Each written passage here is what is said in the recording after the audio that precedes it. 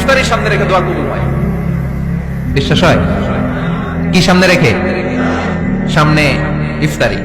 বসে থাকি আমরা তৃষ্ণায় সারাটা দিন, ছাতি ফেটে যায়।